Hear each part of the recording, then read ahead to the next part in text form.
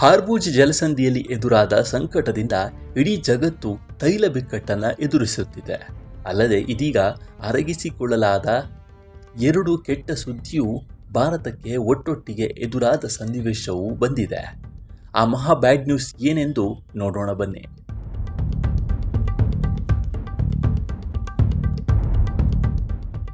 ಯುಎಸ್ನಲ್ಲಿ Donald Trump ಆಡಳಿತ ರಷ್ಯಾದ ಕಚ್ಚಾ ತೈಲದ ಮೇಲಿನ ವಿನಾಯಿತಿ ವಿಸ್ತರಿಸಿಲ್ಲ. ಅಷ್ಟೇ ಅಲ್ಲದೆ ಅವಧಿ ಮುಗಿಯಲು ಅವಕಾಶ ಮಾಡಿಕೊಟ್ಟಿದೆ. 2ನೇ ಸುದ್ದಿ ರಷ್ಯಾದಿಂದ ಬಂದಿದೆ. ಅದಂತೂ ಇದಕ್ಕಿಂತ ದೊಡ್ಡದಾಗಿದೆ ಅಂತ ವಿಶ್ಲೇಷಕರು ಹೇಳುತ್ತಾರೆ.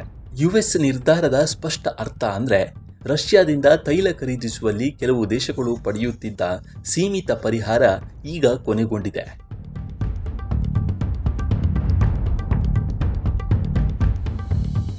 ಟ್ರಂಪ್ ಆಡಳಿತ ಮಾರ್ಚ್ ಮತ್ತು ಏಪ್ರಿಲ್ನಲ್ಲಿ 2 ಬಾರಿ ಈ ವಿನಾಯಿತಿಯನ್ನು ನೀಡಿತ್ತು. ಆದರೆ ಇದು ಈಗಾಗಲೇ ರಷ್ಯಾದ ತೈಲವನ್ನು ತುಂಬಿದ ಟ್ಯಾಂಕರ್ಗಳಿಗೆ ಮಾತ್ರ ಅನ್ವಯಿಸುತ್ತೆ ಅಂತ ಯುಎಸ್ ಕಡ್ಡಿ ತುಂಡರಿಸಿದಂತೆ ಹೇಳಿದೆ.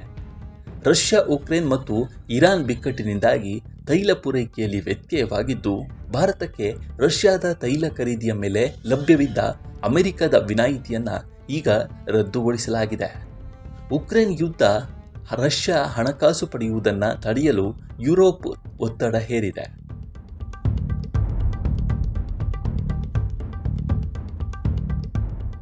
ಅದರಿಂದ ಟ್ರಂಪ್ ಆಡಳಿತ ಈ ಹಿಂದೆ ತಾತ್ಕಾಲಿಕವಾಗಿ ವಿಸ್ತರಿಸಿದ್ದ ವಿನಾಯಿತಿಯನ್ನು ಇದೀಗ ಸಂಪೂರ್ಣವಾಗಿ ಕೊನೆಗೊಳಿಸಿದೆ. ಈ ತೈಲ ಬಿಕ್ಕಟ್ಟಿನಿಂದಾಗಿ ಭಾರತದಲ್ಲಿ ಪೆಟ್ರೋಲ್, ಡೀಸೆಲ್ ಬೆಲೆ ಎಷ್ಟು ಏರಿಕೆ ಆಗಬಹುದು ಅನ್ನೋ ಅಂದಾಜಿಸಲಾಗಿದೆ.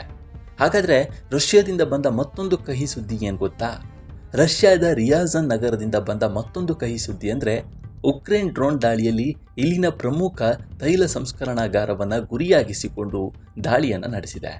ದಾಳಿಯಲ್ಲಿ ಕನಿಷ್ಠ 4 ಜನರು ಸಾವನ್ನಪ್ಪಿದ್ದಾರೆ. ಅಲ್ಲದೆ ಹಲವಾರು ಜನರು ಗಂಭೀರವಾಗಿ ಗಾಯಗೊಂಡಿದ್ದಾರೆ ಅನ್ನೋದು ವರದಿಯಾಗಿದೆ.